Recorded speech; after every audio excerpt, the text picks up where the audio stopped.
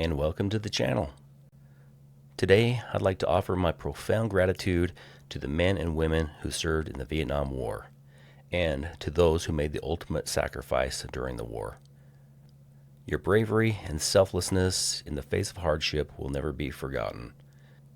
We are forever grateful for your service and sacrifice. Thank you.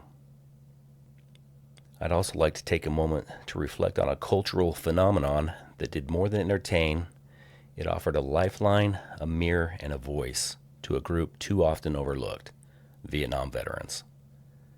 I'm talking about Magnum PI, the iconic television series that aired from 1980 to 1988, starring Tom Selleck as Thomas Magnum, a private investigator and Vietnam War veteran living in Hawaii. While it's easy to remember the show for its lush scenery, flashy Ferrari, and mustache-driven charm, its deeper impact lies in how it portrayed Vietnam veterans during a time when they desperately needed recognition and understanding. The Vietnam War ended in 1975, leaving behind a generation of veterans who returned home not to parades, but to silence, or worse, disdain. Unlike their World War II predecessors, Vietnam vets were often stigmatized, misunderstood, and sidelined by a society eager to move past an unpopular conflict. By 1980, when Magnum PI premiered, many of these veterans were still grappling with the emotional and physical scars of war, compounded by the lack of cultural representation that honored their experiences. That's where Magnum stepped in. At its heart, the show gave us Thomas Magnum, a flawed, relatable, and undeniably human Vietnam vet. Magnum wasn't a superhero. He was a man wrestling with his own past while trying to build a future. Through his friendships with fellow veterans TC and Rick, the series wove a narrative of camaraderie, resilience, and quiet heroism. These weren't one-dimensional soldiers stuck in the jungle. They were men who'd come home, adapted, and found ways to live with their histories. For Vietnam veterans watching Magnum, this was a rare and powerful reflection of their own struggles, a chance to see themselves as more than just casualties of a divisive war.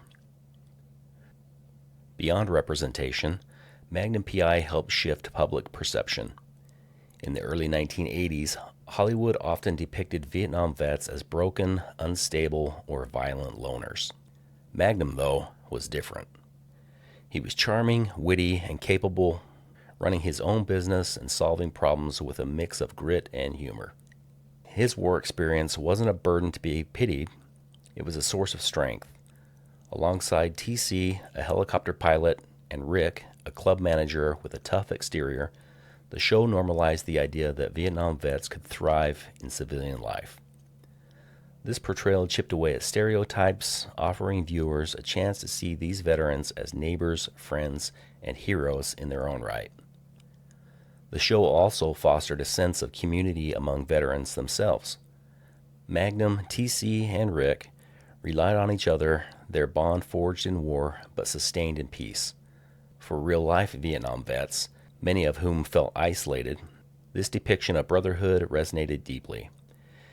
It reminded them of the connections they'd built in service and encouraged them to seek out or strengthen their own support networks. In an era before widespread awareness of PTSD, Magnum PI subtly validated the idea that veterans could lean on each other to heal. Financially, the show's success indirectly benefited veterans too. As Magnum PI became a hit, it paved the way for more stories about Vietnam vets, increasing demand for veteran consultants, actors, and writers in Hollywood. This opened doors for some to share their perspective and earn a living doing so. Additionally, the show's popularity coincided with growing public support for veteran causes, like the Vietnam Veterans Memorial, dedicated in 1982, helping amplify the cultural shift towards acknowledgement and appreciation. In the end, Magnum PI wasn't just a TV show, it was a quiet revolution. It gave Vietnam veterans visibility when they'd been invisible, dignity when they'd been dismissed, and a narrative that said, "You're not alone." Through Thomas Magnum's Hawaiian shirts and sly grins, a generation found a bit of redemption and a reminder that their service mattered. For that, we owe this show more than nostalgia. We owe it our gratitude.